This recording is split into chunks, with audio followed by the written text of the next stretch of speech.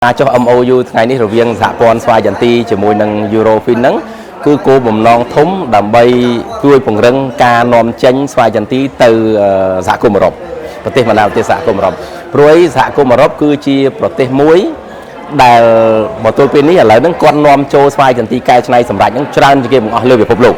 ក្នុងក្របខ័ណ្ឌមកដែលសហគមន៍អឺរ៉ុបទាំងមូលហ្នឹងហើយការនាំចូលទៅអឺរ៉ុបគឺ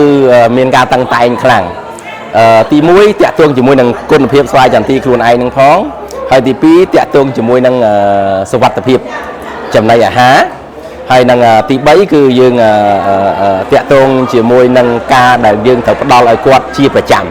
យើងអត់អាចថាយើងលក់មកកុងតឺន័រហើយបន្ទាប់មកបាត់ឈឹងទេអញ្ចឹងចង់ហ្នឹងហើយនឹងទី4អ្វីដែលសំខាន់គឺគេហៅថាជាតិពុលនៅក្នុងស្វាយចន្ទីអញ្ចឹងការចុះ MOU ជាមួយនឹង Eurofin ថ្ងៃនេះគឺមានសារៈសំខាន់មែនទែនដោយសារពេលដែលយើងនាំចេញទៅក្រៅប្រទេសយើងត្រូវដាច់ខាតត្រូវតែធ្វើតេស្ត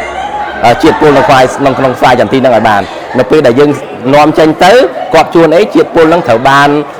ទទួលរកឃើញដោយសហគមន៍អឺរ៉ុបគេនឹងត្រឡប់មកវិញអញ្ចឹងយើងខាតច្រើនអញ្ចឹងដូច្នេះហើយបានសហព័ន្ធស្វាយចន្ទីហ្នឹងគឺចុះ MOU ជាមួយនឹង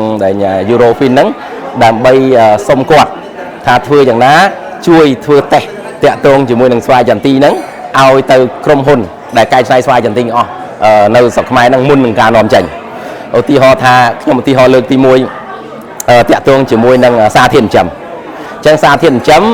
Eurofin ហ្នឹងគឺគាត់មាន lab គាត់ដើម្បីតេស្តសារធាតុចិញ្ចឹមហ្នឹងតែម្ដងសារធាតុចិញ្ចឹមឧទាហរណ៍ថានៅក្នុងពេលយើងវេចខ្ចប់យើងមានវេចខ្ចប់យើងមានដាក់សារធាតុចិញ្ចឹមនៅក្នុងហ្នឹងហើយយើងមានដាក់គេហៅថា allergy ហ្នឹងគឺគាត់ធ្វើតេស្តឲ្យយើងដែរ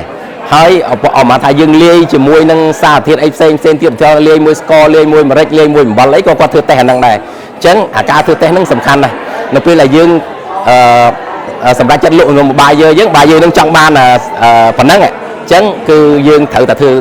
មានតែ Eurofin ហ្នឹងបានខាងអឺរ៉ុបហ្នឹងគេទទួលស្គាល់អញ្ចឹងហើយអាហ្នឹងគឺជាចំណុចមួយដែលសំខាន់ហើយចំណុចទី2គឺតាក់ទងមួយនឹងថ្នាំពុលកសិករយើងភាគខ្លះមិនគាត់អត់ទៅ organic អញ្ចឹងគាត់ក៏ប្រើប្រាស់ថ្នាំពុលមួយចំនួនដែរអញ្ចឹងតើថ្នាំពុលណាដែលខាងអឺរ៉ុបហ្នឹងសហគមន៍អឺរ៉ុបគេហាមឃាត់ខ្ញុំឧទាហរណ៍ថាថ្នាំពុលដែលកើតឡើងជាប្រចាំសម្រាប់ចន្ទីឧទាហរណ៍ថាមូសតែហ្នឹងវាមកបំផ្លាញចន្ទីអញ្ចឹងគេប្រើគេហៅថា Chlorpyrifos អញ្ចឹងពេលដែលមកសហគមន៍អឺរ៉ុបឃើញតេស្ត Chlorpyrifos ហ្នឹងក្នុងកម្រិតណាមួយដែលលើសកំណត់គេហាមមិនឲ្យនាំចូលទេហ្នឹងអាហ្នឹងទី1តាក់ទងមួយថ្នាំពុលហើយទី2ថ្នាំស្មៅសូម្បីតែថ្នាំស្មៅនឹងទៀតសោតវាកសិករគាត់មានពេលខ្លះគាត់អត់នេះខ្មៅខ្លួនគាត់ទេអញ្ចឹងគាត់ត្រូវតែបាញ់ថ្នាំស្មៅអញ្ចឹងថ្នាំស្មៅហ្នឹងគេហៅដូចជា glyphosate អញ្ចឹង glyphosate ហ្នឹង very popular មកបានន័យថាបាញ់គ្រប់សឹងតែគ្រប់ចំការទាំងអស់មិនមែនតែចន្ទីចំការផ្សេងហើយអញ្ចឹងតាហ្នឹងយើងត្រូវធ្វើតេស្តដែរថាទៅតេស្តកម្រិតប៉ុណ្ណាបានសហគមន៍អឺរ៉ុបគេអាចនាំចូលហើយក្រៅពីហ្នឹងគឺយើងមានដែលគេហៅថា biotoxin ដូចជា aflatoxin ជំងឺហើយនឹង salmonella ជំងឺផ្សិតអីផ្សេងទៀតដែលខាងសហគមន៍អឺរ៉ុបហ្នឹងគឺចាំបាច់ថាឲ្យតែគេតេស្តទៅរកឃើញចំណុចអស់ហ្នឹងទាំងអស់គឺមិនអាចនាំចូលប្រទេសអឺរ៉ុបបានទេដូច្នេះហើយបានជាសហព័ន្ធស្វាយចន្ទីគិតថាដែលការធ្វើចុះ MOU ហ្នឹងវាមានសារៈសំខាន់ណាស់ដោយសារដែល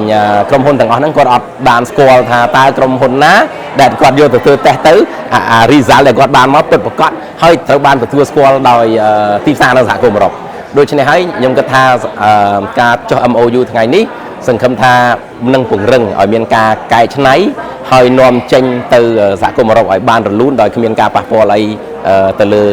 ការត្រឡប់ដែលគ្រាប់ស្វាយចន្ទីមកវិញទេ